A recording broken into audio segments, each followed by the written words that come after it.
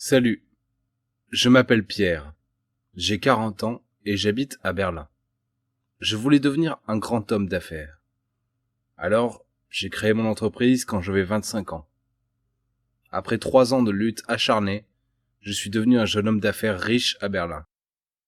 Une fois en voyage d'affaires, j'étais parti en Indonésie et là j'ai fait la rencontre d'une belle dame. Elle était très jolie. Ses cheveux longs, ses yeux audacieux et sa silhouette courbée m'ont fait tomber amoureux d'elle en un rien de temps.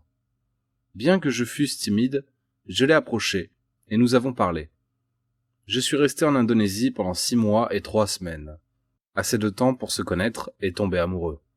Peu de temps plus tard, elle m'a rejoint à Berlin et nous nous sommes mariés. Je me suis marié à l'âge de 28 ans. Ma femme Katia était une très belle et gentille dame. Elle m'aimait d'un amour inconditionnel. J'étais souvent occupé dans mes travaux. Je voulais être l'homme le plus prospère de l'époque. Alors j'étais incapable de donner du temps à ma femme, de passer des vacances avec elle. Même faire l'amour n'était pas devenu possible.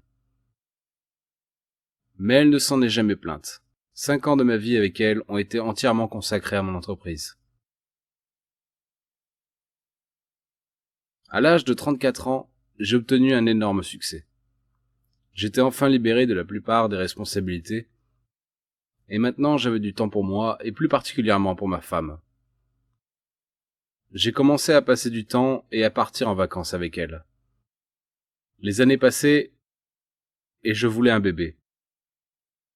Je voulais compléter ma famille. Mes 4 ans se sont écoulés, et ma femme n'est jamais tombée enceinte. Au début, je n'étais pas si effrayé, mais les années passaient et la situation devenait inquiétante. Kat ne voulait pas que je l'accompagne à l'hôpital. Elle m'assurait qu'elle gérerait seule les hôpitaux et les traitements. Et moi, j'avais une confiance aveugle en elle. Elle avait apporté des rapports, des comprimés, et j'étais convaincu que le problème serait bientôt résolu. J'avais presque 38 ans et je n'avais toujours pas d'enfant. Cette histoire me rendait très triste. Aucune pilule ne fonctionnait. Rien ne changeait après les traitements. Et la façon dont elle ne me permettait pas d'aller à l'hôpital m'avait rendu complètement furieux. Mais mon amour pour elle ne m'a pas permis de me mettre en colère contre elle. Un soir, nous sommes partis pour une sortie romantique. En revenant, soudain, un conducteur sorti de nulle part a heurté notre voiture. L'accident n'était pas grave, mais Kat était blessée. J'ai donc décidé de l'emmener à l'hôpital. C'était aussi une chance en or. Parallèlement à cela, j'ai demandé au médecin de faire des examens et des tests supplémentaires pour savoir pourquoi ma femme ne tombait pas enceinte.